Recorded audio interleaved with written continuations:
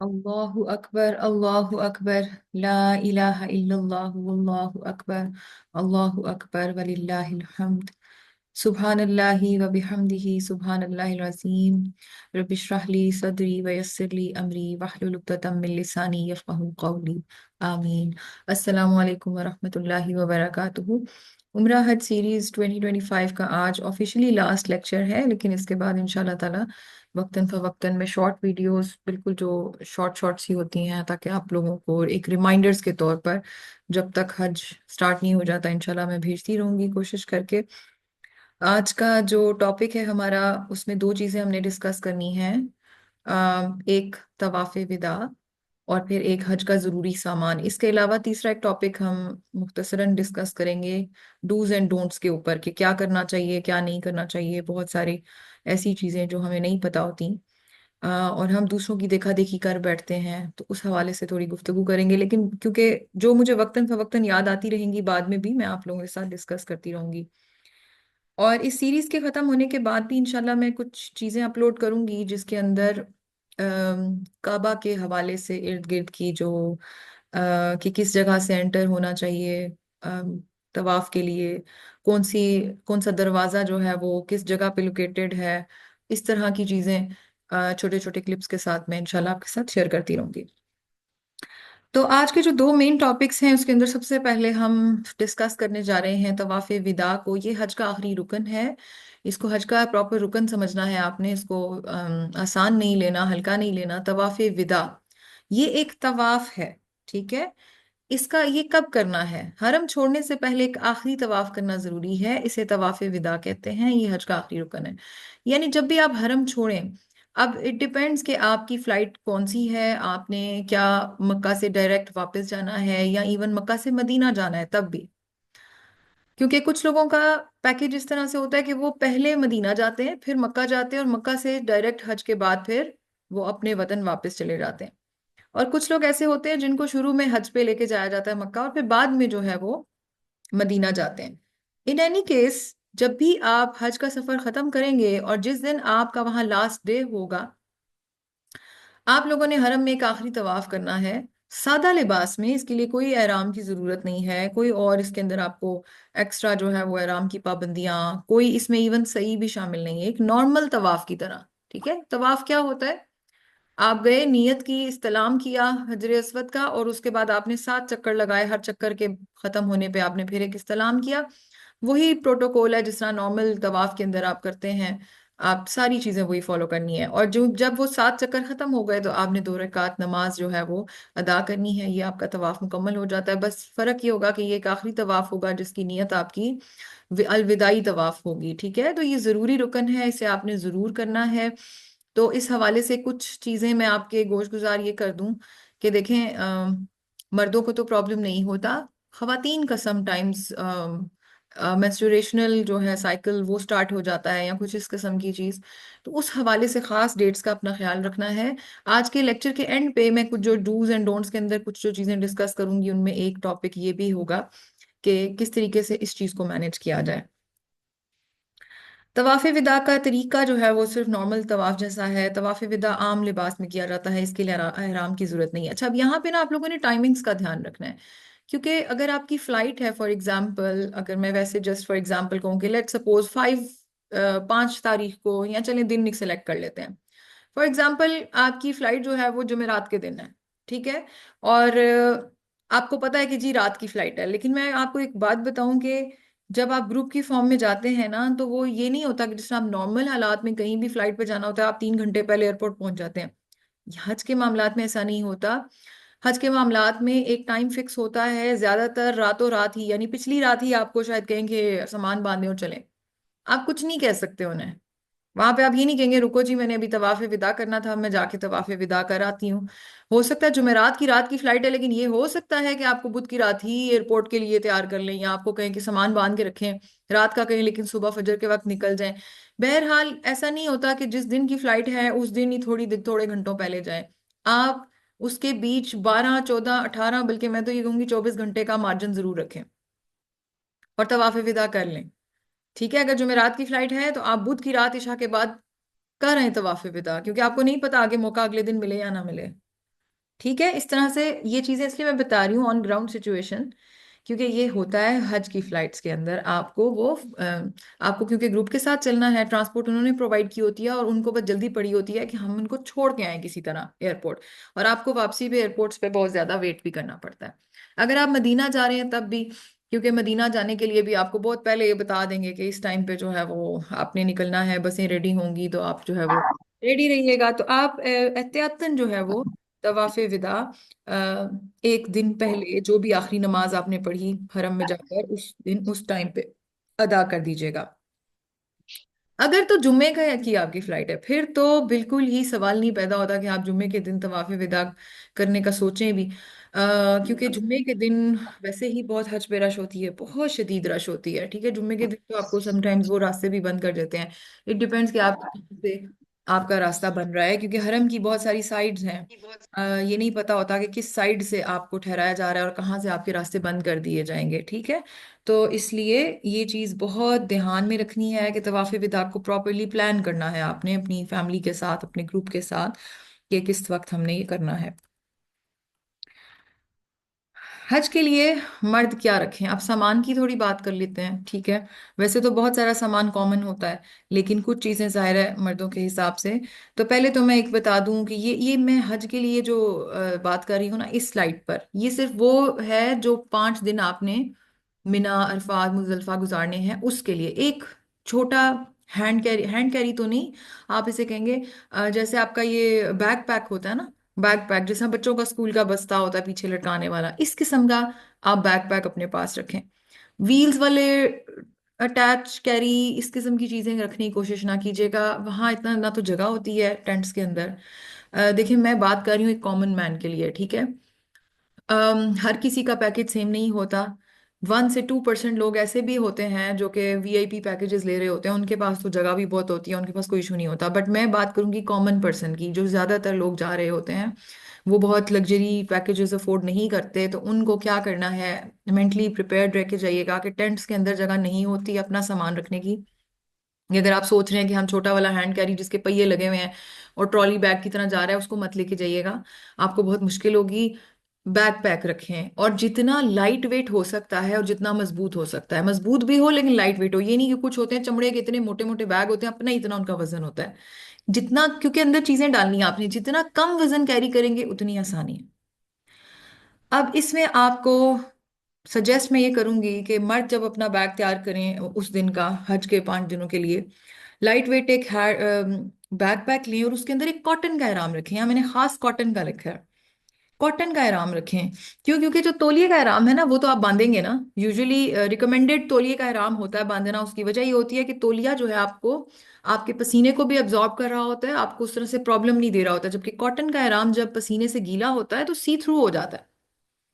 फिर मैं क्यों कह रही हूँ कि कॉटन का एहराम जो है वो आप अपने पास रख लें, उसकी वजह यह है कि कॉटन का एहराम लाइट वेट है, बहुत हल्का होता है। आप बेशक मार्केट जाके दोनों को हाथ लगा के, तौलिया जब आप पकड़ते हैं हाथ में कितना भारी होता है, उसकी जगह आप एक कॉटन का कपड़ा पकड़ें कितना वे वजन में हल्का है। तो आपने क्योंकि कम वजन कैरी करना है, ये एक एक्स्ट्रा के तौर पर रखवाया रखवाया जा रहा है। ठीक है, अगर आप 2 चादरें पूरा आराम नहीं भी रखना चाहते, एक चादर रख लें, just in case of emergency. हो सकता है कोई इमरजेंसी हो, आपके आराम की कोई एक चादर नापाक हो जाए, फिर आप क्या करेंगे, उसको धोना पड़ेगा। तो उतनी देर आप ये वाली चादर लपेट लें और दूसरे को धो के वहां सुखा लें। ठीक है, तो ये जरूर रखिएगा, आपके काम आए ना आए किसी और के काम आ सकता है, तो मदद ही हो जाएगी। तो कुछ रखने में हर्ज नहीं है। तो कॉटन का एक एक्स्ट्रा आराम जो है इस बैग में डाल के रखिएगा, क्योंकि हज के 5 दिन है, वहां से आप वापस तो नहीं मुड़ के बार बार आएंगे अपने होटल के आके मैंने आराम तब्दील करना है।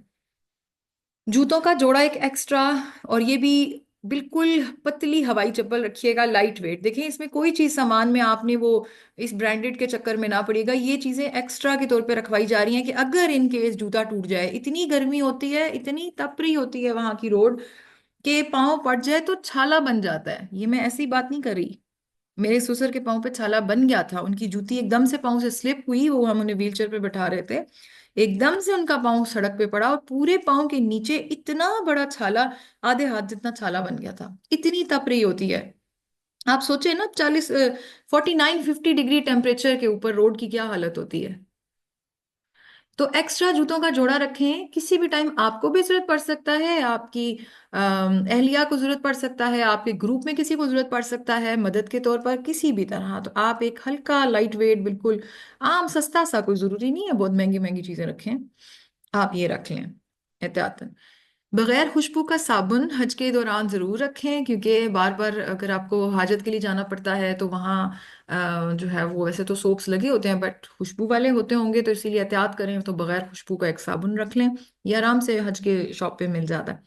एक टिश्यू रोल रख लें, इसकी बड़ा फायदा होता है। टिश्यू रोल जो है बहुत कुछ काम आ सकता है। मैंने नहीं रखा था लेकिन मुझे अब होता है कि रखना चाहिए था, इसीलिए मैं कहती हूँ रख लें, क्योंकि किसी भी वक्त कुछ भी गिर सकता है, कोई भी प्रॉब्लम हो सकती है।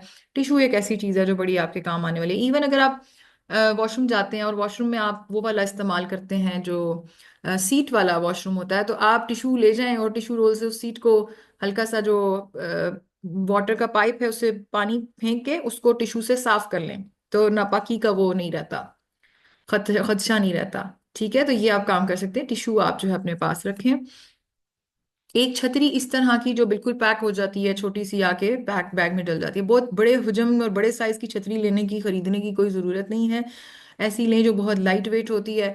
आपको आप तो छतरियां हर जगह से मिल जाती हैं, मगर इस किस्म की जो लाइट वेट छतरियां होती हैं ना, और रिलायबल भी जो होती हैं, वो आप पाकिस्तान में शॉप है मिनीसो की, वहां से देख लीजिएगा। वहां पे आपको सस्ती भी पड़ेगी और उसका क्वालिटी भी बेहतर होगी, आम आम मार्केट से सस्ती भी पड़ेगी, और इस तरह की फोल्डेबल होती है प्रॉपर। ठीक है, तो लाइट वेट होती है, वो ले लें। एक जाए नमाज, लेकिन ये जाए नमाज कौन सा होना चाहिए? बिल्कुल पतला बारीक, बिल्कुल पतला बारीक, क्योंकि आपको कहीं भी किसी भी जगह नमाज पढ़ने की जरूरत पड़ गई तो आप ये बिछा कर पढ़ सकते हैं। ठीक है, लेकिन इसके लिए आप वो वेलवेट के मोटे मोटे जाय नमाज रखने की कोई जरूरत नहीं है। जितना वजन बढ़ाएंगे उतना प्रॉब्लम है। आजकल बड़े अच्छे ट्रैवलर जाय नमाज मिल जाते हैं हर जगह से, पतले बारीक कपड़े के भी मिले होते हैं। यहाँ से आप नहीं खरीद सकते, मक्का मदीना तो भरा हुआ है जाय नमाजों की शॉप से। तो वहां पे आप देखें बहुत बारीक बारीक, आजकल एक मजेदार सी वो क्वालिटी के पड़े होते हैं वहां पे ना, बहुत रंग बिरंगे तरीके, बड़े प्यारे प्यारे पड़े होते हैं। आप वहां से भी ले सकते हो, इतना एक्सपेंसिव नहीं होता। तो आप एक जायनमाज अपने पास बेहतर है, जो सामान है पाकिस्तान से ही लेके जाएं, क्योंकि देखें एक रियाल की कीमत जो है ना वो पाकिस्तानी तकरीबन 78 रुपीज के इक्वल है। तो टैक्स टैक्स डाल के तो मेरा हाल है 80। आजकल हज के दिन है तो लोग करवा रहे होंगे करेंसी एक्सचेंज, तो ज्यादा ही महंगा पड़ रहा होगा। तो 80 प्लस तो पड़ती है। तो आप हर चीज की कॉस्ट जो है वो 80 से मल्टीप्लाई कर रहे होंगे, तो उससे बहुत बेहतर है कि पाकिस्तान से चीज लेकर जाएं। एक सादा लिबास, सादा लिबास से मतलब है अगर शलवार कमीज पहनने के आदी हैं शलवार कमीज, अगर पैंट शर्ट पहनते हैं अगेन कोशिश करें लाइट वेट। ये क्यों? क्योंकि अगर आपका इरादा है कि वहां से आगे सीधा जाना है आपने तवाफ़े ज़ियारत पे, तो फिर आपके पास अगर रास्ते में आप पहुंचकर गुस्ल करते हैं तो फिर आपके पास एक लिबास होना चाहिए ना, ताकि आप गुस्ल करें। अगर गुस्ल करते हैं, अगर तो आप उसी एहराम के लिबास में हैं, तब भी देखें अगर आप एहराम के लिबास में भी हैं तब भी तवाफ़े ज़ियारत के बाद जब आप वापस आएंगे तो अगले 2 दिन आप क्यों उन चादरों में रहना पसंद करेंगे? क्योंकि बहुत मुश्किल होता है ना रहना। तो कम से कम आप आके ट्राउजर पैंट या अपनी जो भी, जो आपका ड्रेस नॉर्मल है पहनने का, शलवार कमीज पसंद करते हैं शलवार कमीज ले जाएं। मतलब आप फिर रिलैक्स हो जाएंगे ना, जब आप हरम से होके तवाफ़े ज़ियारत करके आएंगे, फिर अगली 2 रातें आपको क्या जरूरत पड़ी है कि आप आराम को संभालते फिरें, इजी ड्रेस में आ जाएं। तो एक सादा लिबास आपके पास होना चाहिए। अद्वियात बेसिक नेसेसिटी की होनी चाहिए आपके पास। टैबलेट्स में आपके पास जो है वो बुखार की दवाई आपके पास, यानी पैनाडोल तो ज़रूर रखें। अगर ब्रूफिन सूट करती है ब्रूफिन रखें, जो भी दोनों में से सूट करती है। अगर आप जो है वो बैंडेजेस 2-3 सनी प्लास्ट रख लें। इसके अलावा आप जो है वो पेट दर्द की, पेट ख़राब की जो होती है फ्लेजिल, वो रख लें। और कमर दर्द की या इस किस्म की अगर आपकी कमर दर्द होती है, और अगर आपकी कोई भी मेडिसिन हैं जो आप रेगुलर लेते हैं, ब्लड प्रेशर शुगर जिस किस्म की भी, वो कभी भी ना भूलिएगा इन अद्वियात को आपने साथ रखना है। जो इंसुलिन पेशेंट्स हैं उनके लिए एक थर्मोपोल वाला बॉक्स एक मिलता है, उसके अंदर वो बर्फ कैरी करके तो अपनी इंसुलिन रख सकते हैं। बट मैं आपसे रिकमेंड आपको ये करूंगी कि इंसुलिन पेशेंट्स जो है वो अपने डॉक्टर से एक दफ़ा मशवरा कर लें हज पे जाने से पहले। और अगर कोई टैबलेट रिप्लेसमेंट में यूज़ करना कर सकते हैं तो वो कर लें, क्योंकि इंसुलिन ख़राब होने का चांस ज़्यादा होता है और टैबलेट ख़राब नहीं होती। तो गर्मी क्योंकि वहाँ बहुत ज़्यादा होती है, कितने दिन बर्फ़ कैरी करेंगे? बर्फ़ भी एक हद तक रहेगी ना, पिघल जाती है। बहरहाल उसका एक सेकंड अल्टरनेट है कि अगर आप ऐसी बॉटल लें जिसके जिस प्रॉपर होता है ना, थर्मोस की तरह, छोटा थर्मोस की तरह। तो उसमें आप, ये है कि बर्फ तो पिघल जाएगी, मगर इंसुलिन रखेंगे उसके अंदर तो कम से कम कुछ घंटे वो ठंडा ठंडक का काम करती है, जैसे हम फ्रिज में रखते हैं। फिर आप ये कर सकते हैं कि वहां पे कूलर्स में बहुत ठंडा पानी होता है, तो ठंडा पानी रिप्लेस करते रहें। उससे एक बचत हो सकती है, क्योंकि इंसुलिन पेशेंट ऐसे हैं जो अपनी इंसुलिन छोड़ नहीं सकते। और डॉक्टर से एक बार मशवरा जरूर कर लीजिएगा कि इंसुलिन जो है वो अगर एक आधा दिन आप अवॉइड भी कर सकते हैं तो वो ज्यादा अच्छा हो जाएगा। उसकी वजह ये है कि वहाँ यूजुअली शुगर हाई होने की बजाय लो होने का खदशा होता है। ठीक है, तो लो, क्योंकि आप चल बहुत रहे हैं, एक्सर्शन कर रहे हैं ना, नींद पूरी नहीं हो रही, तो जो डेंजर जोन जाता है ना, वो शुगर लो होने का होता है। तो हो सकता है माइट भी आपको उन 2-4 दिनों में इंसुलिन की उतनी जरूरत ना पड़े। इसीलिए जो शुगर पेशेंट्स हैं, प्लीज बराए मेहरबानी अपने डॉक्टर से तफसीली एक दफा मुलाकात कर लें। ठीक है, ऐसे रिस्क नहीं लेना। अगर आपके साथ कोई आपके फादर मदर जा रहे हैं, यूजुअली बड़ों में होती है, तो आप जाके डॉक्टर को अच्छी तरह से बात करके, उनको अच्छी तरह समझा के, प्रॉपर ये चीज लिखवा के अद्वियात जो है वो रख के लेके जाएं। बगैर खुशबू का तेल बहुत जरूरी चीज है। रैश होता है, बहुत बुरा रैश हो जाता है, यूजुअली लोगों को हो जाता है। ठीक है, बहुत ज्यादा चांस होते हैं कि रैश होगा। या तो पोलीफैक्स रख लें, अगर पोलीफैक्स आपको सूट करती है, इसमें खुशबू नहीं होती। या फिर सरसों का तेल, जिसमें तेज खुशबू ना हो, बिल्कुल पता है मामूली सी, यानी सरसों की कोई उस तरह की तेज खुशबू नहीं होती। कुछ होते हैं जिसमें पता नहीं कोई मिलाया होता है कुछ के क्या, वो बहुत स्ट्रॉन्ग स्मेल होती है, तो वो नहीं फिर रखना। कोई और ऐसा तेल नहीं रखना जिसमें स्मेल है। सरसों का भी वो तेल लें जिसमें खुशबू नहीं है। अगर आपको इस खुशबू का मसला है तो उसको पहले ना जला लें, घर में ला के एक दफा पका लें, तो वो मेरा ख्याल है खुशबू उसकी निकल जाती है, छान के उसको डाल लें। लेकिन अगर इसका कोई अल्टरनेट मिलता है तो आप अल्टरनेट सोल्यूशन ले लें, कोई ऐसा कुछ लोगों को कहते हैं कॉर्नफ्लावर सूट करता है, कॉर्नफ्लावर ले जाएं, कोई ऐसी चीज जिसमें खुशबू ना हो। रैश हो गया तो आपकी ये काम आने वाली है बहुत ज्यादा, बहुत ज्यादा। ठीक है, तो ये चीजें आपके पास होनी चाहिए बगैर खुशबू के। ऐसी सारी अद्वियात, सारी चीजें जो बगैर खुशबू के हों, ये आप अपने पास जरूर रखें। इसके अलावा कुछ ड्राई नट्स वगैरह, बादाम, खजूर या चने, ऐसी चीजें जो एनर्जी को बूस्ट करें एकदम से। खजूर आपके पास होनी चाहिए, इंस्टेंट एनर्जी देती है। किसी की इवन शुगर भी लो हो रही है तो आप उसको भी खिला सकते हैं। इवन आप जवान जहान है तब भी आपको जरूरत पड़ेगी खजूर की, या फौरी एनर्जी की। आप चल के थक गए हैं तो आपको एनर्जी चाहिए, तो खजूर बेस्ट है। इसके साथ आप भुने हुए चने थोड़े से ये जरूर रख सकते हैं, पाकिस्तान से ही बेशक ले जाएं, वहां किधर ढूंढते रहेंगे भुने चने। तो बेहतर है पाकिस्तान से अपने पास एक पैकेट जो है वो सील्ड पैकेट करवा के ले जाएं, ताकि वो नरम ना हो जाए। तो ये एक छोटा पैकेट आप अपने पास रखें। बिस्किट छोटे से दो, एक दो टिकी पैक्स रख सकते हैं। बिस्किट तो वहां भी आपको आराम से मिल जाएंगे। बादाम जिनको सूट करता है बादाम रख सकते हैं। ठीक है, ये किस लिए कि आप वैसे तो बहुत खाना वहां मिलता है, बहुत खुला, लेकिन आप मेंटली प्रिपेयर रहे कि हो सकता है किसी ऐसी जगह पे आपको किसी वक्त मूव करना पड़े, जिस दिन, जिस तरह खास कर 10 जिल हज को जब आप मुजदलफा से निकले। क्योंकि अच्छा, एक बात और मैं बता दूं, मुजदलफा में खाना नहीं मिलता। मुजदलफा में खाना नहीं मिलता, इसके अलावा हर जगह मिलता है। अरफात के अंदर ही चलते हुए शायद मुजदलफा के लिए आपको पैकेट समटाइम पकड़ा दिए जाते हैं, बट जरूरी नहीं है वो मिले या ना मिले। ठीक है, तो रिस्क नहीं लेना। मुजदलफा तो खैर आप क्योंकि सारा दिन में अरफात में भी अच्छा खासा खाना खाया होता है, दिल वहां दिल कर ही नहीं रहा होता खाने को। पता नहीं कौन लोग हैं जो लड़ लड़ के खाना खा रहे होते हैं और छीन छीन के। बहरहाल वैसे यूजुअली दिल नहीं करता, इतनी गर्मी होती है और इतना पानी पिया होता है आपने कि उसके बाद आपका दिल नहीं करता कि कुछ खाया जाए। अजीब भूख मेरी तो मारी जाती है। तो बहरहाल आप ऐसी ड्राई आइटम्स इसलिए रखें कि जब आप सुबह उठ के मुजल्फा से निकलेंगे तो वहां आपको कोई मुजल्फा में नाश्ते तो देगा नहीं। फिर क्या करेंगे, आपने आगे चलना है। चल चल के, अगर आपको लेट सपोज ट्रेन का टिकट नहीं मिला, आपने चलना है, बस भी नहीं मिली, चलना है चलना है चलना है, और फिर आपने जमरात तक जाना है। फिर आगे आपने तवाफ ज़ियारत पे जाना है। आपको रास्ते में ड्रेन आउट हो जाएंगे। लकी है कि अगर रास्ते में कोई सबील मिल गई, सबीलें लगी होती हैं, हो सकता है खाना मिल जाए। रास्ते में बिना से गुजरेंगे तो वहां पे भी फूड के काफी सारे ऑप्शंस मिल जाते हैं, वहां से खरीद के खा लें बेशक। मगर ये भी तो हो सकता है कि कुछ ना मिले रास्ते में, फिर क्या करेंगे। या इवन तवाफे ज्यारत करने गए, सही करने गए, आप सही के दरमियान में तो कोई नहीं ना आपको कुछ देगा। तवाफे ज्यारत करें उस वक्त तो कोई अचानक शुगर लो हो गई, अचानक ब्लड प्रेशर लो हो रहा है, आपको आपके पास ये आपकी पॉकेट में चीजें होनी चाहिए ताकि आप एक दो हैंडफुल जो है वो खा लें। ठीक है, कुछ चीजें ऐसी मुंह में डाल लें ताकि आपकी एनर्जी शुगर वगैरह लो नहीं हो। ये मैं रियलिस्टिक बातें कर रही हूँ बहुत ज्यादा। अगर ना भी खाई गई वापस आ जाएंगी, कोई मसला नहीं है ना। लेकिन एहतियात जरूरी है, अपने पास ये चीज जरूर जरूर रखें। मैंने बहुत लोगों की वहां शुगर लो होते देखा है, बहुत लोगों की तबीयतें खराब होती देखी हैं, और सबकी ज्यादातर 10 जिल हज को देखी हैं। बहुत पैनिक वाला डे होता है, बहुत बहुत कुछ करना होता है, और उसके बाद अच्छी अच्छी सेहत वाले जो है अक्सर बैठे होते हैं बेचारे। तो इस वजह से ये चीजें आपने जरूर रखनी है थोड़ी सी पैकेट में, बिस्किट वगैरह के। ठीक है। अच्छा, औरतें क्या रखें? औरतें जो उन 5 दिनों के अंदर इसी तरह एक बैकपैक, एक एक्स्ट्रा अबाया, स्कार्फ, पजामा साथ।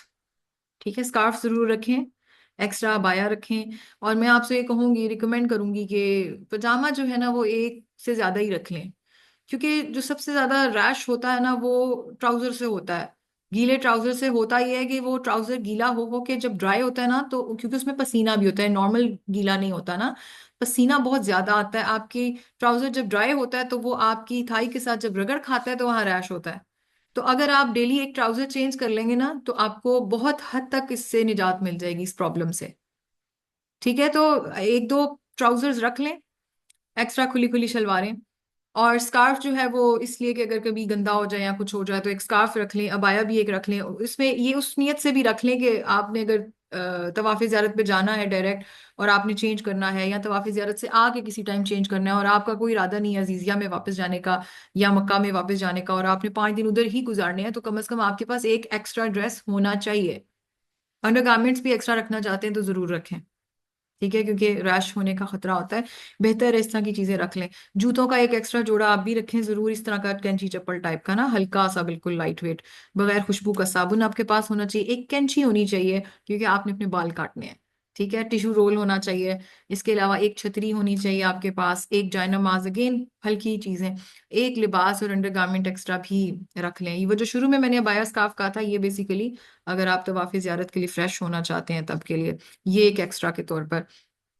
अद्वियात जरूरी, अद्वियात रखें, बगैर खुशबू का तेल वगैरह, बादाम, खजूर, चने, वही चीजें, बिस्किट वगैरह। ठीक है, और जाती सामान, आपको पता ही है, अगर इन केस कोई भी प्रॉब्लम हो जाती है तो आपके पास जाती सामान होना चाहिए, उस वक्त परेशानी हो जाएगी वरना। ठीक है। अब है कि ओवरऑल हज के सामान में हम क्या रखें। ओवरऑल जब आप पैकिंग करने लगते हैं, पहली बात ही मैं बता दूंगी कि क्वांटिटी ऑफ सामान, क्वांटिटी ऑफ क्लोथ्स, कपड़े, ये डिपेंड करता है हर इंसान के पैकेज के ऊपर, प्लस उसके नंबर ऑफ डेज के ऊपर। अगर एक बंदा 40 दिन के लिए जा रहा है, ऑफ कोर्स वो और तरह सामान रखेगा। एक बंदा 21 दिन के लिए जा रहा है, वो थोड़ा कम सामान रखेगा। एक बंदा जा ही सिर्फ हज के दिनों में रहा है, 10 दिन के लिए, 5 दिन के लिए, वो बिल्कुल और तरह सामान रखेगा। इसके अलावा जो दूसरी चीज है जो इंपॉर्टेंट, वो ये है कि पैकेज क्या है। अब तक आपको आपके पैकेज पता चल गए होंगे। गवर्नमेंट पैकेजेस में आपको अजीजिया स्टे कराया जाता है। अजीजिया की एक बहुत अच्छी बात है, और वो ये है कि वहां पे फ्लैट की तरह बिल्डिंग्स होती हैं, फ्लैट्स बने होते हैं, और हर एक पोर्शन के ऊपर, यानी एक फ्लोर है फॉर एग्जांपल, 18 फ्लोर बिल्डिंग है, हर फ्लोर के ऊपर रूम्स हैं, और रूम्स के हर फ्लोर के ऊपर एक आपको लॉन्ड्री मशीन सर्विस दी जाती है। एक ऐसा कमरा जिधर लॉन्ड्री का सिस्टम होता है, मशीनें पड़ी होती हैं कपड़े धोने वाली। एक किचन वहां आपके पास मौजूद होता है। तो आपको ये बहुत बड़ा फायदा हो जाता है कि अगर आपने फौरी अपने लिए कोई चाय बनानी है, चूल्हा वगैरह पड़ा, आप रख लें। फ्रिज वहां मौजूद होती है, आपने अपनी अद्वियात रखनी है, कोई चीज महफूज रखनी है, उसमें रख सकते हैं। आपके पास लॉन्ड्री करने का ऑप्शन होता है, तो आपको बहुत ढेर ढेर कपड़े उठा के जाने की जरूरत नहीं है। आप वहां धोकर, आपको ऊपर जो है वो रूफ टॉप पे ऑप्शन मिलता है, आप कपड़े जो है वहां पे रख सकते हैं। जी, सवाल भी देख लेती हूँ। 25 डेज, हाँ, तो 25 डेज के हिसाब से आप अपना सामान देख लीजिएगा किस तरह से करना है मैनेज। उसमें यह है कि आपने अजीजिया जा रहे हैं ना, तो फिर आप बेशक कम कपड़े रखें, कोई मसला नहीं, आप धो के इस्तेमाल हो जाएंगे सारे कपड़े। आप हफ्ते में एक दफा भी मशीन लगाएं तो आपके वो हफ्ते के कपड़े रीयूज हो जाएंगे दोबारा से। ठीक हो गया। तो इसके लिए कोई ऐसा इशू नहीं है। लेकिन जो लोग ऐसे पैकेजेस पे जा रहे हैं जिन्हें मक्का के होटल्स में स्टे कराया जा रहा है, उसमें भी दो कैटेगरीज हैं। एक वो होटल्स हैं जिन जो जरा थोड़ा सा दूर करके हैं और थोड़े से नॉर्मल से हैं, उनके अंदर फिर भी ऑप्शन समटाइम्स दे दिया जाता है लॉन्ड्री का।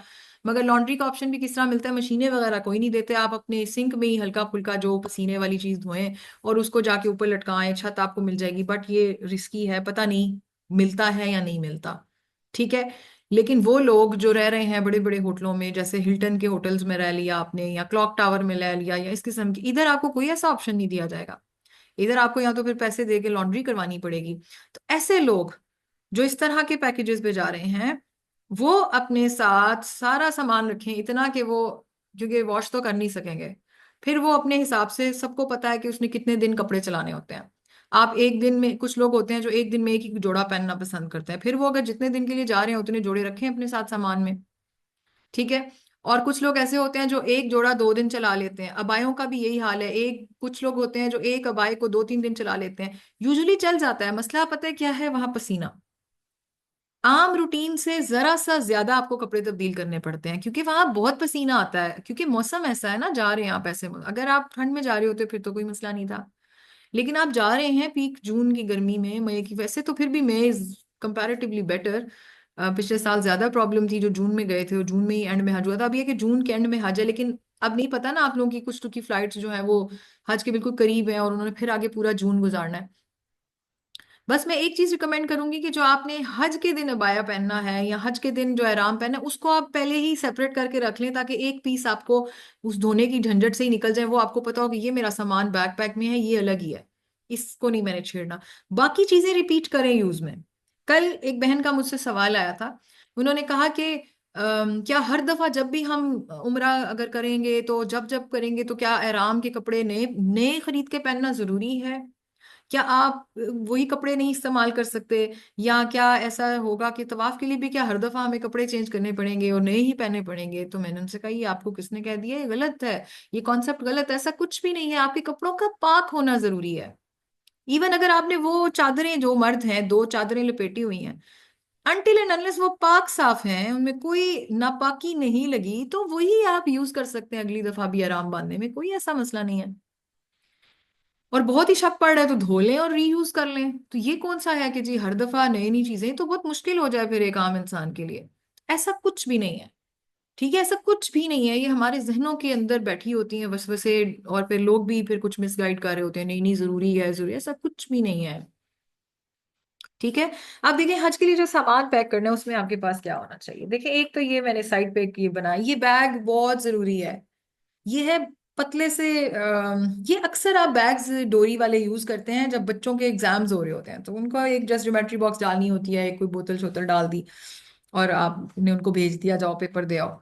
ऐसे बैग्स तो जरूर रखिएगा, मस्ट। अगर यहाँ से भूल जाए तो वहां भी मिल जाते हैं। ये कैरी ऑन बैग्स इतने जरूरी हैं, क्यों? क्योंकि आप जब जब हरम में दाखिल होते हैं, आपको जूती रखनी पड़ती है अपनी। कहाँ रखेंगे? उसको बाहर रखेंगे, वो लाजमी घूमेगी। ठीक है, तो हमेशा बेहतरीन तरीका यह है कि मस्जिद के बाद पहुंचे, जूती उतारी, इसमें डाली, आपने पीछे हैंग कर लिया। एक्स्ट्रा पानी की कोई बोतल डालनी है, इसमें डाली, हैंग कर लिया। अगर आपको ये उलझन हो रही है कि वो जूती के साथ बोतल लग रही है, तो आप एक बीच में प्लास्टिक का लिफाफा रख लें, उसमें जूती डाल दिया करें। बाकी सामान, अगर कुछ जान नमाज रखनी है, कुछ रखना है, तस्बीह रखनी है, आप इसके अंदर डाल दें। ठीक है। ये इतना हैंडी होता है, इतना लाइट वेट होता है, और ये इतना जरूरी बैग है। इसको तो इस दफा जब हम मदीना गए तो मैं पैकिंग में भूल गई। हम, मेरे पास तो पड़े होते हैं, मैं तो लाजमी रख के लेके जाती हूँ। और मदीना गए तो मैंने कहा, हो, ये तो मैं भूल गई। और मदीना में फिर भी इतनी जूती नहीं घूमती, क्योंकि बने होते हैं। इसके बावजूद मेरी बेटी की एक दिन जूती घूमी। फिर फौरन जाके मैंने बैग खरीदा। मैंने कहा, मदीना में फिर सर्वाइवल हो जाता है, मक्का में आप भूल जाएं कि आप कहीं जूती रख के गए थे, और आपको जूती मिल जाएगी। और जूती के बगैर अगेन प्रॉब्लम क्या है, आपके पाँव में छाले पड़ जाएंगे। आप नहीं, जितनी देर दुकान चल के जाएंगे ना, छाले छाले हो जाएंगे पाँव। तो ये बैग लाजमी रखिएगा। हज मिनिस्ट्री की तरफ से दे दिए जाते हैं। चलें, ये तो बहुत अच्छी इन्फॉर्मेशन आपने दी। उम्मे ज़ुहैब पिछली दफ़ा गई थी हज पे गवर्नमेंट की तरफ से, तो वो बता रही हैं हज मिनिस्ट्री की तरफ से दिए जाते हैं। तो बहुत अच्छी बात है। प्राइवेट वालों को भी शायद दिए जाएं, लेकिन अगर नहीं भी दिए जा रहे, आप अपने सामान में ज़रूर एहतियातन एक रख लें। ठीक है, इसका नुकसान नहीं है ना, घर आके किसी और काम में इस्तेमाल हो जाएंगे, बच्चों के लिए इस्तेमाल हो जाएंगे। रखें जरूर। ना भी यहाँ से लिए, हज मिनिस्ट्री ने दिए तो अच्छी बात, ना दिए तो वहां से खरीद लीजिएगा। कोई इतनी एक्सपेंसिव चीज नहीं है, 10 रियाल में, 12 रियाल में मिल जाती है आपको। यहाँ से लेंगे पाकिस्तान से तो ज्यादा सस्ता मिल जाएगा। ठीक है। और सबसे मजे की बात है कि इसका कोई वेट ही नहीं है, तो इसलिए आप जरूर इसको रखें सामान में। अच्छा, इसके अलावा मर्द जो है वो आराम के 2 जोड़े लाजमी रखें, जिसमें से एक जो है वो रख लें अपना, जिसको पहन के उम्रा करेंगे। टॉवल ज्यादा बेहतर होता है, और एक एक्स्ट्रा कॉटन का जरूर रख लिया करें। ठीक है, दो इसलिए कह रही हूँ कि समटाइम्स पता नहीं होता, कुछ भी हो जाए और आपका आराम जो है वो उसकी खराब हो रही हो कंडीशन, तो आप उस वक्त रिप्लेस कर सकते हैं चादर के साथ। कैंची स्लीपर के 2 जोड़े एहतियातन। आम लिबास 4 से 5 जोड़े। ये मैं उन लोगों के लिए बता रही हूँ कि जिनका हम अज्यूम कर रहे हैं कि जी रह रहे हैं अजीजिया में, तो आपको ढेरों ढेर 21 दिन या 40 दिन के हिसाब से आपको पैकिंग नहीं करनी पड़ेगी। 4 से 5 जोड़े रखें, हर हफ्ते मशीन लगाएं, उसको सुखा लें। ठीक है, तो कोई इतना मसला नहीं होगा। इंशाल्लाह गुजारा आराम से हो जाता है, कोई ऐसी बड़ी बात नहीं होती। औरतें जो है वो क्या रखें, अबाया और स्कार्फ रखें अपने हिसाब से। अगेन आपको ये आपको पता है कि आपने क्या रखना है। प्लीज प्लीज चमकीले भड़कीले फैंसी फैशन वाले अबाए रखने की कोई जरूरत नहीं है, उल्टा पछताएंगे क्या कर रहे हैं। लाइट वेट कपड़े के बनाएं, ऐसे कपड़े के बनाएं जिसे बार बार प्रेस ना करना पड़े, वहां किधर प्रेस की ख्वारियों में डले रहेंगे। ऐसे कपड़ा आजकल मार्केट में बहुत तरह का कपड़ा अवेलेबल है। रेशमी पे कोशिश करें मत जाएं। बीच का एक कपड़ा आता है जो कुछ कुछ थोड़ा सा रेशम मिक्स, लेकिन ज्यादा जो है वो और तरह का होता है। बड़ी तरह के आजकल कपड़े आए हैं, ठीक है, बहुत तरह के कपड़े हैं। आप जाएंगे, आप हाथ लगाएंगे, ब्रीदेबल कपड़ा अपने लिए सिलेक्ट करें, वहां बहुत गर्मी है। ठीक है, तो अबाया अपने हिसाब से बनाएं। कोई उसमें मोती तारे ना लगे हुए हों, मुसीबत में ही फंसे रहेंगे, रेशमी नहीं होना चाहिए। दूसरा एक टिप और दूंगी आपको, आपका अबाया बहुत लंबे खुले घेर का नहीं होना चाहिए, मुसीबत डली रहेगी आपको। ठीक है, क्योंकि जब चलते हैं ना तो वो हवा के प्रेशर से अबाया फूलता है। जितना चौड़ा होगा उतनी मुसीबत खुद को भी डलेगी, इर्द गिर्द लोगों को भी डलेगी। एक और टिप अबाया के हवाले से, जब अगर आप अपनी कस्टमाइज सिलवा रहे हैं तो उसमें पॉकेट लगवा लें, बड़ा फायदा रहता है उसमें। तस्बीह, आपका मोबाइल, छोटी छोटी चीजें उसी में आ जाती हैं। और अगर आपने रेडीमेड भी लिए तो समटाइम्स मिल जाते हैं जेब वाले, नहीं जेब वाले मिल रहे तो कोई मसला नहीं है, आप एक क्रॉस बॉडी बैग लें, वो अपने पास रखा करें, उसमें मेन डॉक्यूमेंट्स मेन चीजें आपकी इस्तेमाल हो जाएंगी। ठीक है। अच्छा, अबाया के हवाले से एक और जरूरी बात कि इतना लंबा अबाया ना सिलवाना जो बिल्कुल पाँव में लग रहा हो। 1 आधा इंच ऊपर, यानी 1 आधा इंच ऊपर से मतलब मैं ये नहीं कह रही टखने नंगे होने शुरू हो जाएं। 1 आधा इंच से ऊपर मेरा मतलब है कि पाँव से 1 आधा इंच ऊपर, यानी जमीन से। अगर आप पहन के खड़े हो तो जमीन से 1 आधा इंच ऊपर होना चाहिए। उसकी वजह यह है कि आप जब चल रहे होते हैं आपको खुद कम तकलीफ हो रही होती है, जो इर्द गिर्द है ना लोग, उनको बहुत तकलीफ हो रही होती है। आप दूसरे का पाँव आपके बाय पे पड़ा होता है, पूरे रेंगते हुए वो जा रहे होते हैं, पीछे से लोगों के पाँव पड़ रहे हैं, और फिर उसमें नापाकी का भी ज्यादा चांस होता है, क्योंकि वो आपके पाँव, आपके बाय के ऊपर लोगों के पाँव पड़ रहे हैं, जूते लग रहे हैं, अल्लाह जाने किस तरह के जूते लग रहे हैं। आप वॉशरूम में जा रहे हैं तब आपको मसले। थोड़ा सा ऊपर होगा ना तो आप भी फिक्र होके उसके साथ चलेंगे। ठीक है, ये टिप्स हैं। जूतों के हवाले से सबसे इंपॉर्टेंट चॉइस आपके जूते हैं, सबसे इंपॉर्टेंट साथी आपके जूते हैं। मर्दों के लिए तो कोई ऑप्शन नहीं ना, बेचारों के लिए, उन्होंने तो कैंची स्लीपर ही पहनना ना, वो तो कोई ऑप्शन नहीं है। औरतों को क्योंकि एक यहाँ एक लग्जरी अफोर्ड है कि आप इसको अपनी मर्जी का जूता पहन सकते हैं, तो सवाल ये पैदा होता है कि जूता कौन सा पहने। जवाब इसका ये है कि वो जूता पहने जिसमें आप आसानी से चल सकते हैं आम हालात में भी। अगर तो आप घर में जूता जो पहनती हैं स्लीपर, और उसमें आप सबसे ज्यादा अपने आप को कंफर्टेबल फील करती हैं, तो प्लीज गो फॉर इट। वहां हम किसी को दिखावे करने नहीं जा रहे, वहां आपने चलना है, आपके पाँव को तकलीफ नहीं होनी चाहिए। जितना कंफर्टेबल जूता पहनेंगे उतना फायदा है। कुछ लोग जॉगर्स पसंद करते हैं, वो जॉगर्स में ज्यादा लंबा चलना पसंद करते हैं, वो अपने साथ जॉगर ले जाएं। गर्मी की फिक्र नहीं करनी, गर्मी की फिक्र नहीं करनी, गर्मी वैसे ही है। आप खुला जूता भी पहनेंगे गर्मी तो लगेगी, लेकिन वहां उन 5 दिनों के अंदर आपको कम से कम गर्मी के अलावा जो आपको आराम चाहिए ना, वो अगर आपको जॉगर देता है तो जॉगर रखें, स्नीकर्स देते हैं तो स्नीकर्स रखें। वो जो पॉम पॉम टाइप के जूते होते हैं कुछ लोग वो पहनना पसंद करते हैं। जो जूता आप अपनी रूटीन के अंदर समझते हैं कि सबसे ज्यादा आपको आसानी देता है चलने में, वो पहने। और अगर आप चाहते हैं कि हज के लिए आप नया जूता परचेज करें, तो मेरी एक बहुत मुखलिसाना एक मशवरा है कि उस जूते को खरीदने के बाद घर में पहनकर 2 4 दिन चलें, या घर से बाहर वॉक करके आए। ये ना सोचें कि हम पहले दिन उधर ही जाके पहनेंगे, नहीं।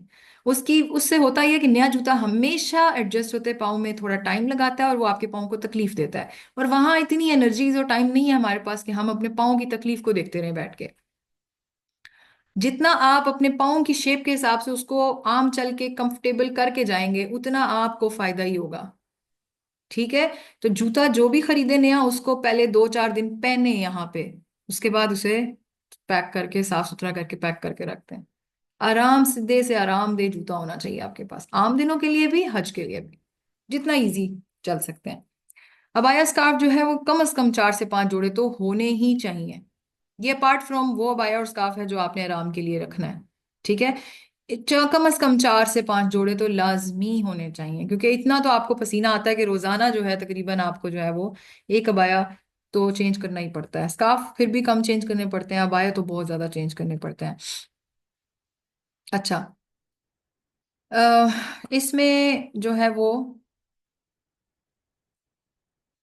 यहाँ पूरे सफर के अंदर जो हज के लिए सामान है वो क्या है कि सॉक्स जो है वो रखें, लेडीज ज्यादा रखें, क्योंकि बेहतर है कि अगर आप सॉक्स में रहेंगी तो ज्यादा बेहतर चीज है। अंडरगारमेंट्स अपने पास जरूर रखने हैं आपने। टॉवल्स जो है वो कम से कम 2 पर पर्सन रखें, क्योंकि इन केस अगर आप अजीजिया में भी रह रहे हैं या कहीं भी रह रहे हैं तो टॉवल जो है वो एक ऐसी चीज है जो आप यूजुअली दूसरे का शेयर करना पसंद नहीं करते। तो हर बंदा अपने पास कम से कम 2 टॉवल इसलिए रखे कि एक टॉवल यूज किया तो दूसरा अगर मैला हो गया है या गीला हो गया तो उसको धो के सुखा लिया तो कम से कम एक यूज करने के लिए पड़ा हो, तो कम से कम 2 टॉवल जरूरी है पर पर्सन। जॉगर ऑप्शनल है अगर पहनना है। प्लास्टिक बैग्स फॉर शूज ये जरूर रखना है। प्रेयर मैट अगेन हल्का पतला लीजिएगा बिल्कुल। क्रॉस बॉडी बैग ये बहुत जरूरी चीज है, ये आपको एयरपोर्ट पे काम आएगा। क्रॉस बॉडी बैग जो छोटे आजकल बहुत चल रहे होते हैं बच्चों वाले ना, थोड़े से जिप जो यूं क्रॉस बॉडी करके पहन लिए जाते हैं ना, वो आप लें। उसके अंदर आपका मोबाइल, आपका पासपोर्ट, आपकी चीजें। अच्छा, पासपोर्ट के हवाले से एक और इम्पोर्टेंट बात, पासपोर्ट को पहले दिन इस्तेमाल के बाद अपने महफूज तरीन बैग के महफूज तरीन खाने में लॉक कर दें, क्योंकि पासपोर्ट गुम गया ना, आपने हर जगह उसको लेके कैरी नहीं करना। ये नहीं कि आप हर वक्त अपने बैग में रख के कैरी करिए। अगर आपका पासपोर्ट गुम गया तो ये याद रखें कि आपको वहां से डिपोर्ट किया जाएगा। ठीक है, डिपोर्ट किया जाएगा। पासपोर्ट हमारी आइडेंटिटी है, इसको सेफ रखना है। और उसको सेफ रखने का बेस्ट तरीका क्या है, ये नहीं है कि हर वक्त आप इसको कैरी करें, नहीं। इसका सेफ तरीका यह है कि आप अपने कमरे में जहां सामान रखा है उस सामान के अंदर कोई भी आपकी जो पॉकेट है उसमें ऐसे वाले सामान में रखें, ऐसे वाले बैग में रखें जिसको आप लॉक लगा के रखते हैं। ठीक है, फिर कोई पासपोर्ट बिला वजह नहीं निकालता।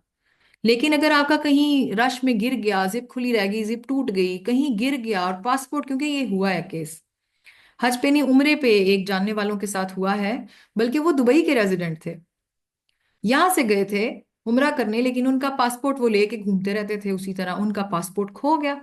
और फिर प्रॉब्लम ये हुई कि उन्होंने आना था दुबई वापस, लेकिन क्योंकि बेशक दुबई का वीजा आपके पास है, आपका पासपोर्ट आपकी आइडेंटिटी, आप पासपोर्ट के बगैर तो कुछ भी नहीं है। उनको डिपोर्ट किया गया पहले पाकिस्तान के, प्रॉपर जी आप डिपोर्ट हुए हैं, पाकिस्तान जाएं, पाकिस्तान जाके अपना पासपोर्ट रिन्यू कराएं, नया बनवाएं, और उसके बाद फिर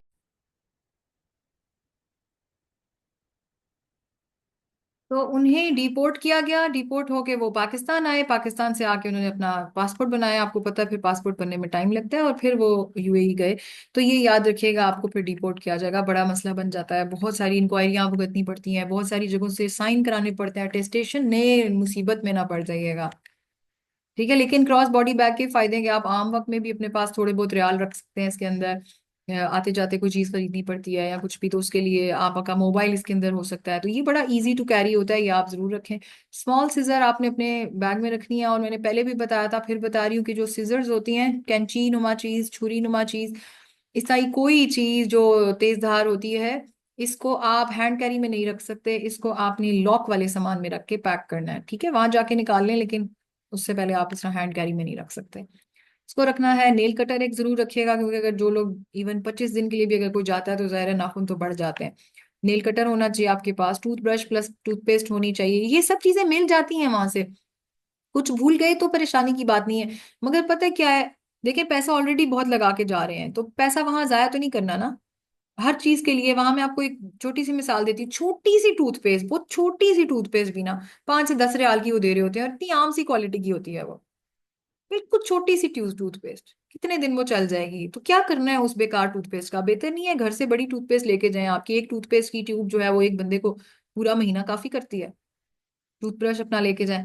हेयर ब्रश और शैम्पू भी बेहतर है जो आप बालों को लगाते हैं, यूज करें। याद रखें वहां का पानी इतना गंदा है, इतना गंदा है, आपके बाल टूटेंगे, आपके बाल ड्राई हो जाएंगे, आपको स्किन पे ड्राइनेस हो जाएगी, बहुत गंदी हो जाती है वहां जाके स्किन, क्योंकि वहां का पानी बहुत गंदा है, खारा पानी है। आप कुछ कर नहीं सकते ना, तो बेहतर है अपना शैम्पू साथ लेके जाएं, अपना एक हेयर ब्रश साथ रखें जरूर कंघी, और बेहतर है ऑयल भी साथ रखें, ताकि अपनी जो है ना हर 2-3 दिन बाद अपने सर को ऑयल लगा के फिर नहाएं, वरना बालों का तो आपके हाल बुरा हो जाना है। शेविंग ब्लेड्स रखें। ठीक है, आपको जरूरत पड़ सकते हैं गैर जरूरी बाल उतारने के लिए। डिश वॉशिंग सोप रखें अगर आप सामान चाय के शौकीन हैं और चाय बनाना चाहते हैं और वहां पे जाके आप अपने बर्तन इस्तेमाल करते हैं, इवन प्लेटें चमचे दो चार जो रखेंगे, तो डिश वॉशिंग सोप भी वहां से मिल जाएगा। बड़ी बॉटल, अगेन वही बात है, मर्जी आपकी, वहां से लेना है तो वहां से ले लें। पैसे ही जितने पैसे डालेंगे चीजें तो सारी मिल जाती हैं, बेहतर है घर से लेके जाएं। सर्फ जो है वो भी एक छोटा पैकेट ले जाएं, तो सर्फ वहां भी मिल जाते हैं। आयरन इस्त्री जो है वो रख के लेके जाएं। अगर तो आप बड़े होटलों में स्टे कर रहे हैं वहां पे आपको इस्त्री मिल जाती है, उसका मसला नहीं होता, लेकिन अगर आप अजीजिया में स्टे कर रहे हैं तो आपको अपनी इस्त्री साथ रखनी पड़ेगी। इलेक्ट्रिक केटल बेहतर है रख लें, उसके ये फायदा होता है कि इवन आप चाय कावा कुछ बनाना है, आप कावे की पत्ती साथ ले जाएं, चाय की पत्ती साथ ले जाएं, आपको अगर फौरी कुछ चाहिए तो केटल बड़ी हैंडी चीज है, आपके बड़े काम आती है। टी बैग्स प्लस शुगर आप जरूर साथ रखें। अच्छा, टी का मैं बता दूं, यूजुअली हज के पैकेजेस के अंदर आपके खाने के साथ चाय भी शामिल होती है, लेकिन चाय वो चीज़ है जो हमें, मेरा ख्याल है, पाकिस्तानियों को बहुत ज्यादा हर वक्त चाहिए होती है। मुझे तो बहुत चाहिए होती है, मैं तो चाय के बगैर नहीं रह सकती। तो चाय का मैं आपको सिर्फ कॉस्ट बता देती हूँ, फिर डिसाइड कर लीजिएगा कि बेहतर है कि टी बैग्स ही खुद लेके जाएं या वहां से चाय खरीदें। वहां पे चाय का एक कप जो है वो 3 से 4 रियाल का है। ठीक है, एक कप 3 से 4 रियाल का है। अब आप सोचेंगे जो बंदा दिन में 3 3 दफा या 4 4 दफा चाय पीता है तो वो मल्टीप्लाई कर लें और देख लें कि इतने दिनों में कितना हिसाब आपका आगे निकल जाएगा सिर्फ चाय के ऊपर। सिर्फ चाय के ऊपर अगर आप 4 रियाल की चाय खरीदते हैं, 4 8 32, 80 का लगाए ना, 320 रुपीज की चाय का कप आप पीना पसंद करेंगे हर वक्त? नहीं ना।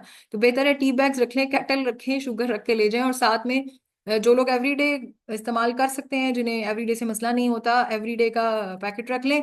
अगर नहीं करना एवरीडे से, आपको प्रॉब्लम है, तो आप वहाँ नीचे शॉप्स पे दूध मिल जाता है, खुला दूध भी मिल जाता है, अलमराई का या अलरवाबी का, ये खुले दूध, यानी खुले दूध से मेरा मतलब है बॉटल्ड होता है बट फ्रेश मिल्क होता है, वो आपका एक्सपायरी डेट के साथ, वो आप ले सकते हैं। और अगर आप चाहें तो वहाँ पे जो कंडेंस टाइप का मिल्क होता है वो भी मिल जाता है, लूना के नाम से, वो बड़ा फेमस है।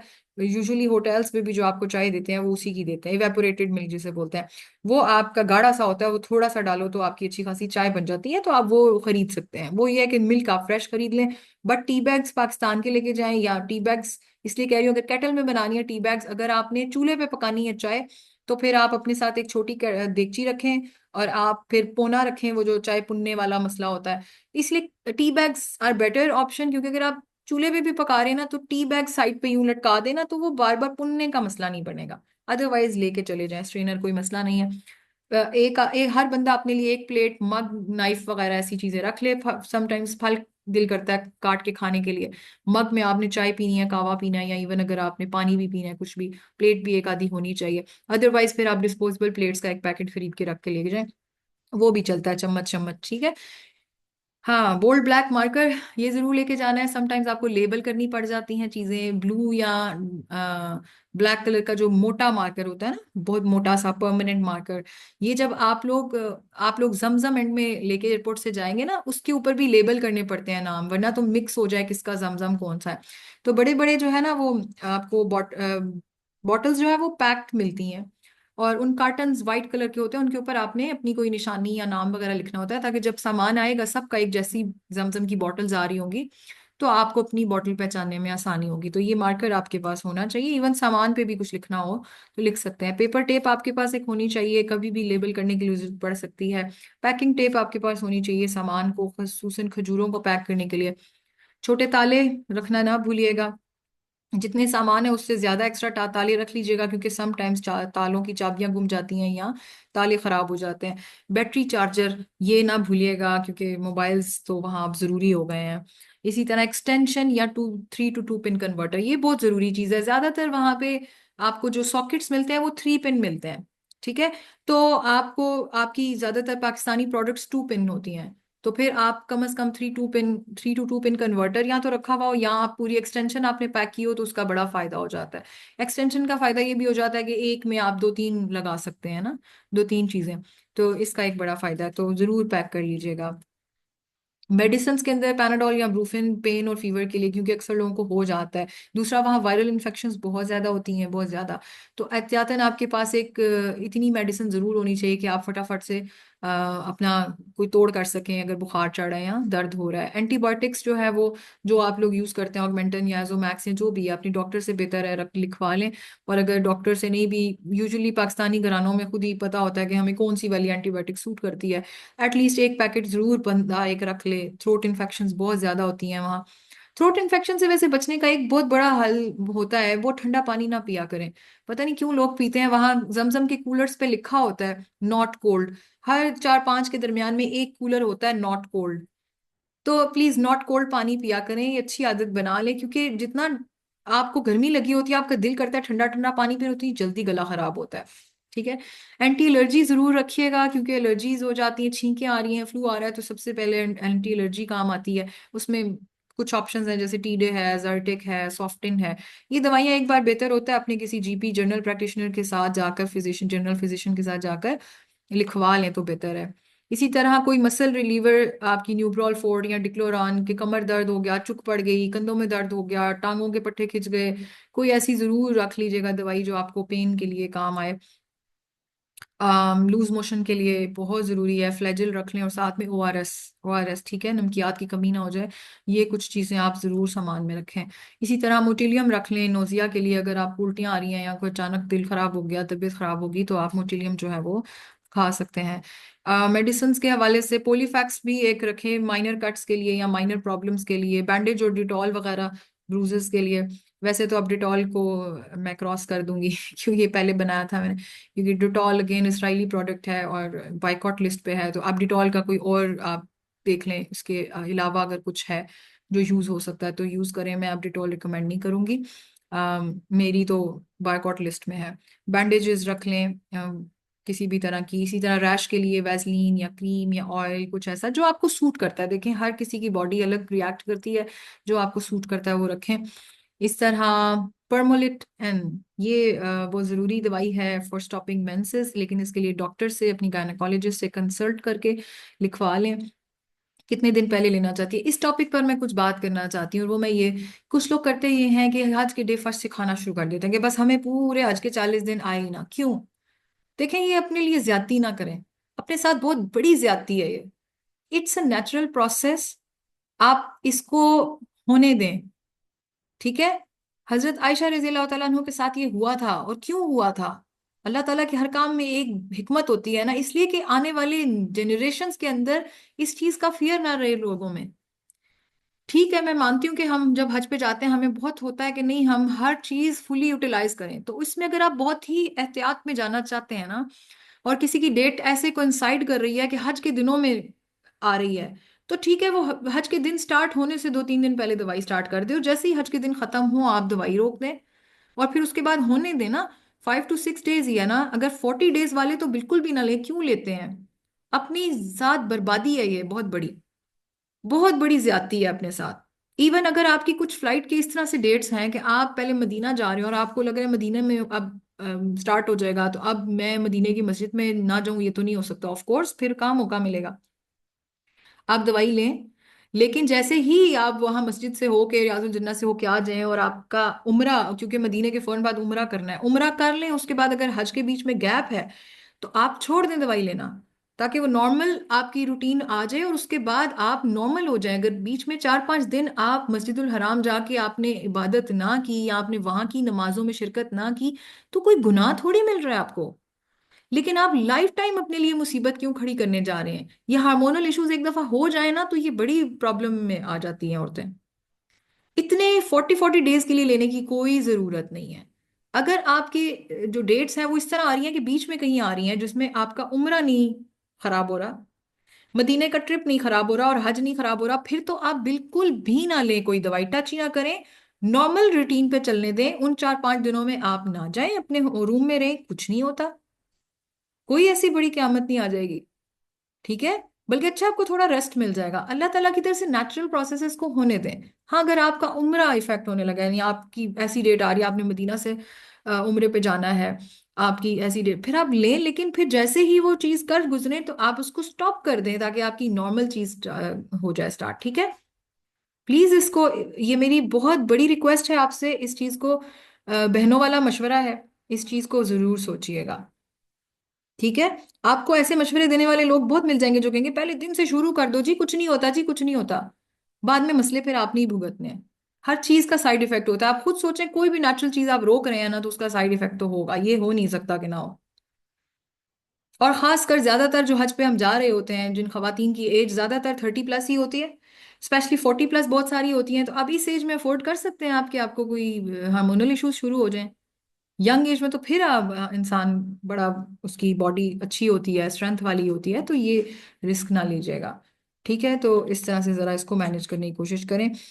और बस मैंने आपको बोला, इवन हज के सारे रुकन सिवाय तवाफ़े ज़ियारत के, सारे रुकन आप हज के बगैर इस कंडीशन में भी यानी कर सकते हैं।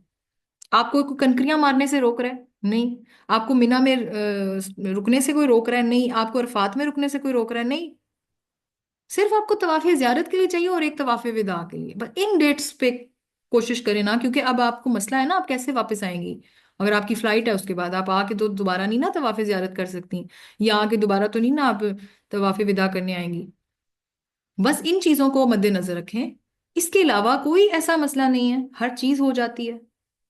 इवन एहराम इस स्टेट में पहना जा सकता है। वो फिर होता ही है कि जैसे ही ये खत्म होता है, आप वापस से गुस्ल करते हैं और दोबारा से एहराम के कपड़े, मतलब जो भी आपके हैं, पहन लें। तो आप, एहराम तो एक स्टेट का नाम है, ठीक है। तो बस सिंपल इतनी चीज होती है, तो इसीलिए प्लीज इस चीज को फर्स्ट नहीं बनाना, इतना वो नहीं करना, क्योंकि ये एक वो प्रॉब्लम है जिसपे हर बंदा जो है ना, वो एक्स्ट्रा ऑर्डिनरी कॉन्शियस हुआ हुआ बैठा होता है। और any regular medicine you take, उनका खास ख्याल रखना है। अच्छा, मेडिसिन के हवाले से आप लोगों ने एक काम ज़रूर करना है, अपनी डॉक्टर से प्रिस्क्रिप्शंस लिखवा लें उनको। आप, बेहतर है कि ज़रूरी होता है कि हज कैंप में जाकर आप, जाने से कुछ दिन पहले आपको एक वैक्सीनेशंस लगती हैं, पूरी वैक्सीनेशंस जब लगवाने जाएंगे तो वहाँ पे इनको सील करवा लें मेडिसिन को, ठीक है। जाने के लिए वैसे कुछ चेक नहीं करता, बट स्टिल बेहतर है कि हज से, उससे करवा, हज कॉम्प्लेक्स से करवा ली जाए, ठीक है। ताकि कल को कोई रोक के आपकी सारी दवाइयां ना निकाल लेना कि ये क्यों नहीं सील कराई, तो हज कॉम्प्लेक्स वाले आपको प्रॉपर सील करके देंगे। ये दवाइयां आप जरूर साथ रखें। अच्छा, कैश एस्टिमेट में आपको बता दूं, एक रियाल 75 से 80 है, बट मेरा ख्याल है हज के दिनों में तो 80 से ऊपर ही आपको मिल रहा होगा। इसमें मैं आपको थोड़ा सा अंदाज़ा बता देती हूँ कि जो खजूरें हैं, ज़ाहिर है आप जाते हैं वहाँ से लेते हैं, खजूरें जो है वो आपको 15 से 50 रियाल के बीच हर तरह की खजूर मिलती है। 50 से ऊपर भी चली जाती है। जगह अगर आप मबरूम खजूर लेना चाहते हैं, या इस तरह की जो बड़ी बड़ी अंबर खजूर, ये ज़रा महंगी खजूरें हैं, लेकिन अगर आप अजवा लेना चाहते हैं तो अजवा भी आपको इवन 45 to 50 में बहुत अच्छी मिल जाएगी। कभी कभी 25 पे भी मिल जाती है। ये तो थोड़े रेट तय करने पड़ते हैं वहां पे ना, हर चीज फिक्स नहीं होती है, तो बेहतर है आप जाके जरा बहस करके उनसे कम बेश करा के लें, क्योंकि आपने थोड़ी तो नहीं लेनी होती ना, ठीक ठाक लेनी होती है। खजूर में सुकरी बहुत अच्छी खजूर है, वो आपको 20 से 20 रियाल की मिल जाती है।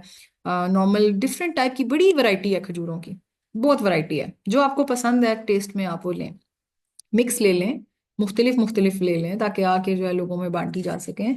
तो ये आप इस हिसाब से जितनी आपने लेनी है, आपको अपने खानदान में बांटने का पता होगा कितनी आपने बांटनी है, उस हिसाब से आप एस्टिमेट करके जाएंगे हमने इतनी किलो खजूर खरीदनी है, और फिर उसको 50 के हिसाब से देख लें कि मैक्सिमम 50 सऊदी रियाल पर किलो के हिसाब से।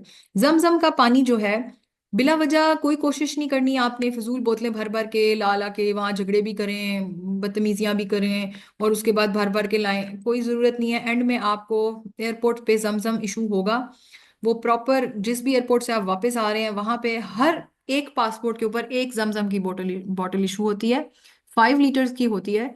और वो एक बॉटल जो है वो 12.5 सऊदी रियाल की होती है। आप उधर ही उन्हें कैश पे करते हैं, अपना पासपोर्ट दिखाते हैं, वो आपको स्लिप दे देते हैं, वहां से आपको जमजम की बॉटल मिल जाती है।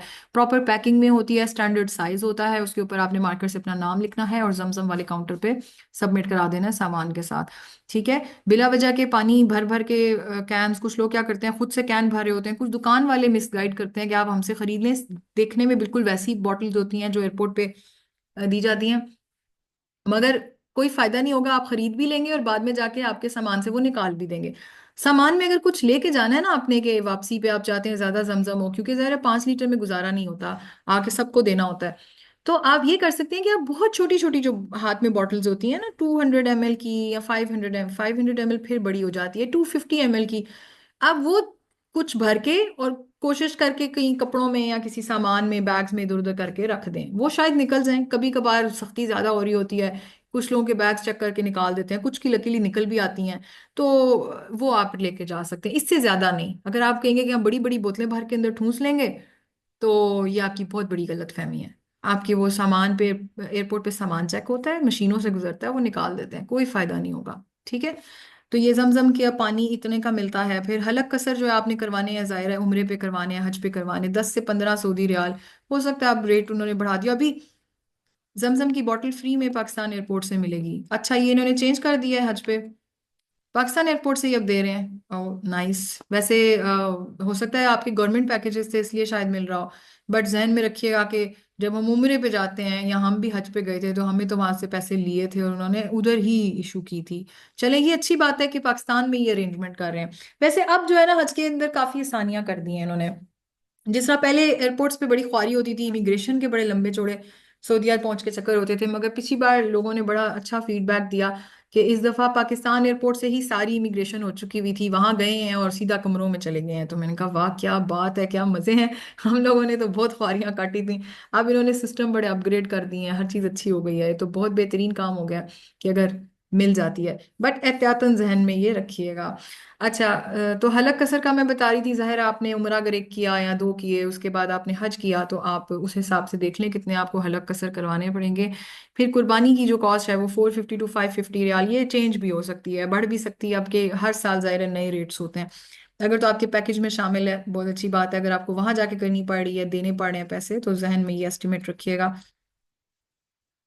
दम या फिदिया के हिसाब से, क्योंकि एक्स्ट्रा पैसे जरूर रखिएगा, क्योंकि पता नहीं होता, कोई दम पड़ जाए, कोई फिदिया देना पड़ जाए, और फिर और भी बहुत सारे अखराजात हो सकते हैं। खाना पीना वैसे सारा गवर्नमेंट की तरफ से ही होता है, इवन प्राइवेट टूर्स पे भी जो लेके जाते हैं, खाना उनकी तरफ से होता है हज का। मगर यह है कि आपका समटाइम्स एक तरह का खाना खा खा के दिल अजीब हुआ होता है, आप चाहते हैं कि नहीं हम कुछ और ट्राई कर लें, कुछ बाहर से खरीद लें, तो फिर आपको खाना भी खरीदना पड़ सकता है। तो ये मेजर मेजर कॉस्ट हैं। अच्छा, पर मील कॉस्ट अगर आप बाहर से कुछ खाना चाहते हैं तो 20 से 30 रियाल है। जिस तरह दाल सब्जी अगर है तो वो आपको 12 रियाल की प्लेट मिलेगी। अगर आप चिकन लेना चाहते हैं तो वो 25 रियाल का है। मटन लेना चाहते हैं तो 30 से 35 रियाल का है एक प्लेट। रोटी साथ फ्री होती है। ठीक है, तो इस तरह से आप जहन में रखें कि एक एवरेज कॉस्ट जो है ना, वो 20 to 30 रियाल एक बंदे के खाने की पड़ती है। अब आया, अगर आप खरीदना चाह रहे हैं, मैं आपको रिकमेंड करूंगी आप शॉपिंग मदीना से ना कीजिएगा। मदीना वालों ने तो पूरी चोर बाजारी मचाई हुई है, बहुत महंगा है मदीना। पहले होता था कि शॉपिंग रिकमेंड की जाती थी, मदीना से लीजिएगा। अब उल्टा हो गया, अब मदीना वाले हर चीज महंगी बेच रहे हैं। और मक्का में आपको अगर शॉपिंग करनी है तो हरम के बिल्कुल सामने सामने की जगहों से शॉपिंग करेंगे, तो ऑफ कोर्स वो ब्रांडेड, और वो उस चक्कर में ना, मॉल्स के चक्कर में महंगी चीजें मिलेंगी। थोड़ा सा हिम्मत करके आगे निकले, इब्राहिम खलील रोड के ऊपर, बिल्कुल क्लॉक टावर के साथ से जो रोड जा रही है, क्लॉक टावर्स के राइट साइड पे जो रोड जा रही है, ठीक है, उधर से अगर आप निकलेंगे, इब्राहिम खलील रोड या जियाद रोड शुरू होती है, उधर दुकानों पे आपको सस्ती चीजें मिल जाएंगी, और अच्छी मिलेंगी, ये नहीं कि बुरी, अच्छी क्वालिटी की मिल जाएंगी। ठीक है। तो अगर आपने गिफ्ट के लिए बाय लेने हैं या अपने लिए लेने हैं, तो आप ले लें। मदीना से भी अच्छे मिलते हैं मदीना, लेकिन मदीना में मैंने इस दफा नोटिस किया है, हर चीज जो मक्का में जितने की मिल रही थी, मदीना में उससे ज्यादा डबल कॉस्ट पे मिल रही थी। तो आप जो है मक्का में उस इब्राहिम खलील रोड के ऊपर जाएं, शॉप्स ही शॉप्स हैं, आप लें। अब कम से कम जहन में रखें। वैसे जिस तरह अभी मैं गई थी उम्रे पे, तो उम्रे पे कॉस्ट जो है, मुझे बहुत अच्छे अबाए भी जो है ना, वो 60 से 80 के अंदर मिले हैं, बहुत अच्छे अच्छे भी। लेकिन हज के दिनों में हर चीज का रेट ज्यादा हुआ होता है, तो आप एक्सपेक्टेशन रखें जहन में कि 100 प्लस का आबाया अच्छा वाला आपको मिलेगा। कुरान कुरान की कॉस्ट, कुरान क्यों खरीदना है? अगर आप कुरान खरीदना चाहें तो स्टैंडर्ड कॉस्ट तो यही है, 25 सऊदी रियाल। माइट भी हज के दिनों में ऊपर नीचे करें, बट यूजुअली मैंने देखा है काफी अरसे से यही चल रही है। 25 सऊदी रियाल का एक कुरान आप मक्का में ले लें और एक मदीना में खरीद लें, और वहां पे उधर से ही खरीदें, और उन्हीं दुकान वालों से स्टैंप लगवा लें, वक्फ बिल हरम या वक्फ बिल्ला। ठीक है, तो अल्लाह के नाम पे वो वक्फ करके अंदर रखा है मस्जिद में, ये आपके लिए सदका जारिया है। ये एक वैसी टिप है, जरूरी अमल नहीं है, आप कर सकते हैं। देखिए ना, 25 रियाल में आप अपने लिए सदका जारिया खरीद रहे हैं। आप वो कुरान रखेंगे, हरम में कितनी दुनिया आती है, मस्जिद नबी में कितनी दुनिया आती है सारा साल। जब जब कोई वो कुरान उठाएगा और पढ़ेगा, तो आपको सवाब मिलेगा। तो ये एक सदका जारिया का तरीका है। टैक्सी की कॉस्ट, अगर आपने कहीं भी जाना है, ये डिपेंड करता है कितनी दूर जाना है। 30 से 100 सऊदी रियाल नॉर्मल, इधर उधर कहीं, जैसे अगर थोड़ा सा दूर होटल है वहां से आगे पीछे जाना है। लेकिन हज के दिनों में टैक्सी की कॉस्ट छत के साथ लग जाती है। 300 से, वही 30 वाली चीज 300 पे चली जाएगी, 100 वाली चीज 500 पे चली जाएगी। मुंह मांगी रकम मांगते हैं और सुनते भी नहीं है। इतना गुस्सा चढ़ता है, सुनते भी नहीं है। आप कहें ना नहीं नहीं कम करो, वो आगे चले जाएंगे गाड़ी लेके, क्योंकि उन्हें पता है इस वक्त मजबूर है लोग और वो देंगे। सुनते भी नहीं है आपकी बात। ठीक है, तो ये थी कुछ इम्पोर्टेंट इंफॉर्मेशन। उम्मीद है आपने इससे भी बहुत कुछ आज सीखा होगा। बहुत सी बातें मेरे जहन में आती रहती हैं और भी आती रहेंगी, और मैं आपको इंशाल्लाह आपके साथ शेयर करती रहूंगी। डूज एंड डोंट्स के अंदर भी कुछ चीज़ें हैं मेरे जहन में, मगर मेरा ख्याल है टाइम ज़्यादा हो गया है। तो मैं अब ऐसा करूंगी कि शॉर्ट क्लिप्स बना के रिकॉर्ड करके वीडियोस आपके साथ व्हाट्सएप ग्रुप पे भी शेयर करूंगी। उन्हें ज़रूर देखिएगा, उससे आपको इंशाल्लाह बहुत कुछ हेल्पफुल मिल जाएगा। और अगर कोई भी सवाल आपका फिर भी आ जाता है दिमाग में, तो आप ज़रूर मैसेज कीजिएगा। और कुछ दिनों में मैं ग्रुप की सेटिंग भी हटा दूंगी। अभी मैंने बंद किए हुए मैसेजेस, बट मैं ऑन कर दूंगी वापस, सिर्फ इसलिए कि इस ग्रुप के अंदर पिछले साल के हज वाले लोग भी हैं। हाजी हजरात हमारी मौजूद हैं, हजरात तो नहीं कहेंगे, खवातीन मौजूद हैं। वो आपको बहुत अच्छी तरह गाइड कर सकती हैं, क्योंकि अभी करंटली ज़ाहिर रिसेंटली वो लोग जो हज पे हो के आए हैं, वो ऑन ग्राउंड सिचुएशन ज़्यादा बेहतर बता सकते हैं। मैंने ऑन ग्राउंड सिचुएशन वो बताई है जो यूजुअली जब जब उम्रे पे भी अभी करीब में गई, तो ओवरऑल एक सिचुएशन मैंने आपके सामने रख दी। हज मैंने किया था 2017 में, 2017 में, तो अभी काफ़ी साल गुजर गए हैं इस चीज़ को। बट जाहिर है हज के अरकान तो नहीं बदले ना, बाकी कुछ बदला है। हाँ, मैनेजमेंट की चीजें बदलती रहती हैं। उसके लिए आपको कोई एडवाइस चाहिए हो तो ग्रुप में ऐसे लोग हैं जो आपका सवाल पढ़ के माइट भी बेहतर आंसर कर सकें। ठीक है, तो मैं कुछ दिनों में ग्रुप की सेटिंग्स भी ओपन कर दूंगी हज के करीब करीब। अभी मैं इसलिए ओपन नहीं करती कि वे लोग फॉरवर्ड मैसेज बहुत भेजना शुरू कर देते हैं, फजूल टिकटॉक शेयर होना शुरू हो जाती हैं, फजूलियात बीच में बहुत ज्यादा आ जाती हैं। और कुछ नहीं तो एक अस्सलाम वालेकुम की चेन शुरू हो जाती है, अस्सलाम वालेकुम, फिर वो सब लिखेंगे बारी बारी वालेकुम सलाम वालेकुम सलाम वालेकुम सलाम। वो इतनी लंबी चेन बन जाती है कि जो एक्चुअल मैसेजेस हैं वो वहां से पढ़ना मुश्किल हो जाता है और ट्रैक करना। ठीक है, तो हज की बातें करते इंसान थकता नहीं है। अभी मैं बहुत बोल रही हूँ ना, जब आप लोग हज से आएंगे तो आप भी इसी तरह बोल रहे होंगे, इसलिए तो आपका दिल करेगा आपकी कोई बात सुने। हज पे जो जा रहा है, आपका दिल करेगा आप लोगों को कन्विंस करें कि प्लीज गो फॉर हज, प्लीज गो फॉर हज। और आपका दिल करेगा कि आप वापस उड़ के पहुंच जाएं। आपका दिल करेगा वहां की एक एक बात बताएं। ठीक है, तो अल्लाह ताला आप सबको बहुत सारी खुशियां दे। आप सबके हज को बहुत आसान बना दे, सफ़र को इसमें आपके लिए बहुत सारी खुशबख्ती रख दे।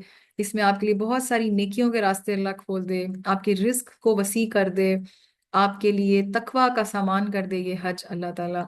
और आपको बार बार आने की वहाँ तौफीक दे, अपने बच्चों समेत जाने की तौफीक दे। हम सबको भी अल्लाह ताला बार बार वहाँ बुलाए और अपनी पूरी नस्लों को लेकर जाने की वहाँ अल्लाह ताला हमें तौफीक देते हैं। अपना बहुत ख्याल रखिएगा, वहाँ दुआओं में मुझे ज़रूर याद रखिएगा। कोई भी क्वेश्चन हो तो आप कर सकते हैं। अस्सलाम वालेकुम वरहमतुल्लाहि वबरकातुहू।